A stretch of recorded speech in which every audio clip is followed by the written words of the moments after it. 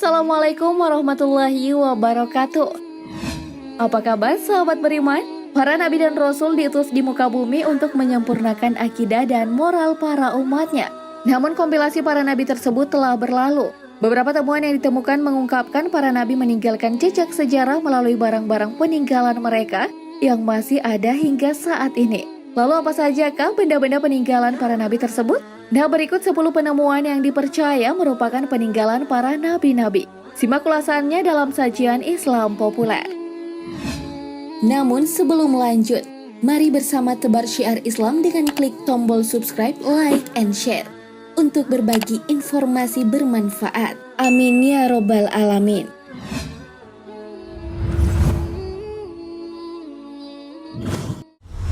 Baju gamis bekas Nabi Muhammad SAW. Meski tak pernah bertemu fisik, setiap hari umat Islam terus berdoa dan menyebut namanya dan mengakuinya sebagai Rasulullah. Memang fisik Nabi Muhammad tak lagi bisa dilihat, namun keberadaannya bagi umat Islam begitu nyata lewat peninggalan ajaran dan hadisnya. Nah, barang peninggalan Nabi Muhammad yang satu ini adalah baju gamis yang tersimpan rapi di Museum Topkapi, Turki. Barang-barang tersebut bisa memberikan gambaran bagaimana Nabi pada saat itu. Baju gamis yang beliau sering pakai sungguh sederhana. Semoga dengan adanya koleksi ini maka akan menambah kerinduan kita kepada Rasulullah SAW.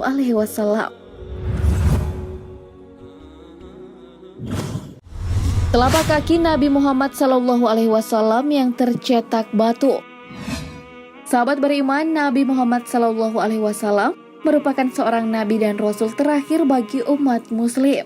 Nabi Muhammad adalah manusia paling mulia di muka bumi ini.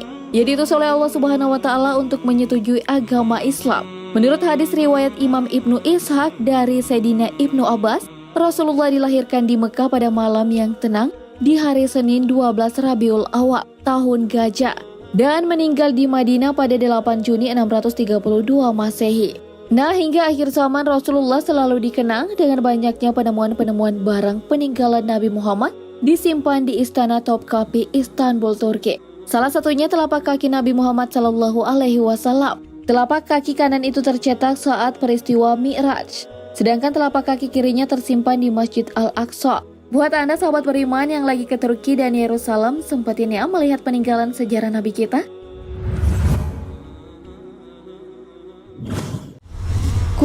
Kunci Ka'bah. Istana Topkapi merupakan museum barang-barang peninggalan para nabi.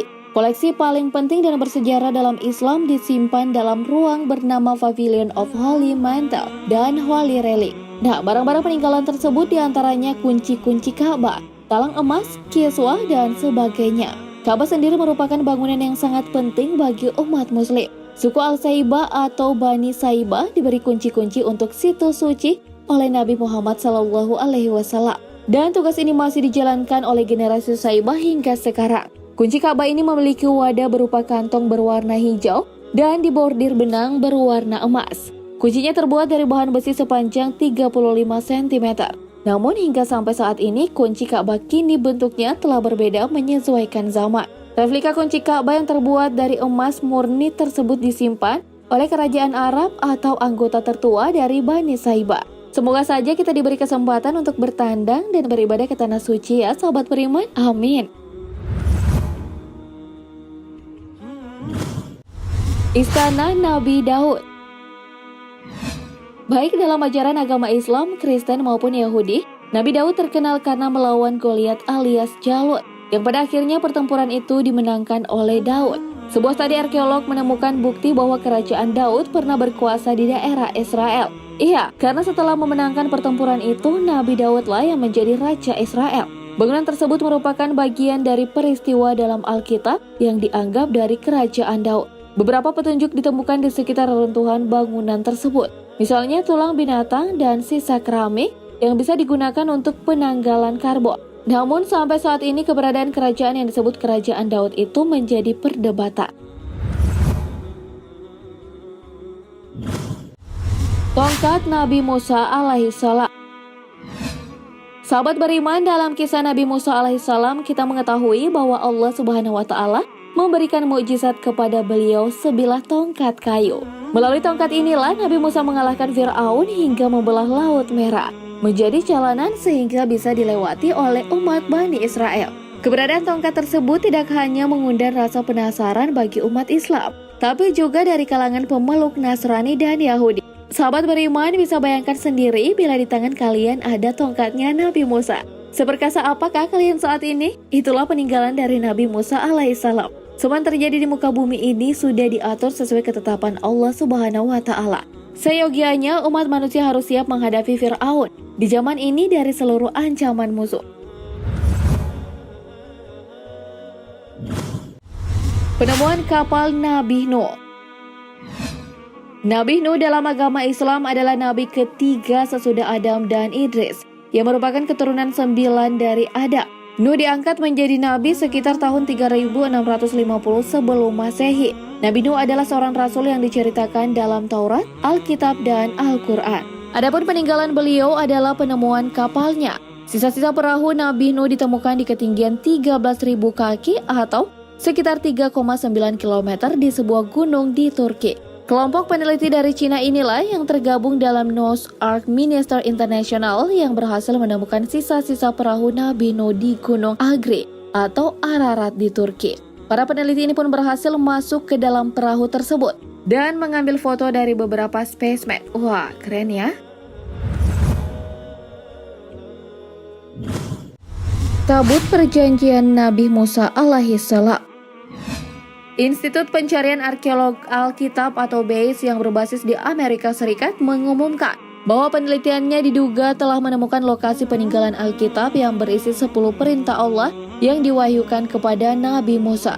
Tabut Perjanjian dianggap oleh beberapa pihak sebagai misteri terbesar dari semua harta yang tersembunyi. Menurut para arkeolog BASE, kitab Tabut Perjanjian itu pertama dikirim ke Mesir lalu kemudian dibawa ke Ethiopia. Tabut sendiri adalah sebuah peti yang dibuat oleh pengrajin dari Bezalel. Bentuknya terbuat dari kayu akasia dan dilapisi oleh emas, dan katanya siapapun yang berhasil menemukan tabut tersebut, maka keagungan dan kejayaan mereka akan kembali dan dapat menguasai dunia. Penemuan bagian kereta Raja Fir'aun di Laut Merah. Kisah mengenai mukjizat Nabi Musa yang membelah Laut Merah dengan tongkatnya untuk menghindari kerajaan Fir'aun dan bala tentaranya tentu sudah tak asing lagi di telinga kita.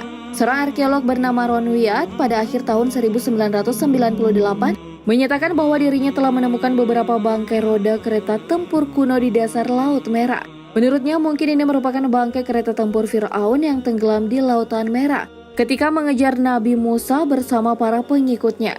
Selain menemukan bangkai roda kereta tempur, Wyatt juga menemukan beberapa tulang manusia dan tulang kuda di tempat yang sama. Penemuan ini memperkuat bukti adanya dugaan bahwa sisa-sisa tulang tersebut merupakan bagian dari kerangka para tentara Fir'aun yang tenggelam di Laut Merah, dan tulang tersebut dilansir berusia sekitar 3.500 tahun silam. Kereta Fir'aun yang terlihat di dasar Laut Merah dengan posisi kereta berdiri dan tertutupi karang.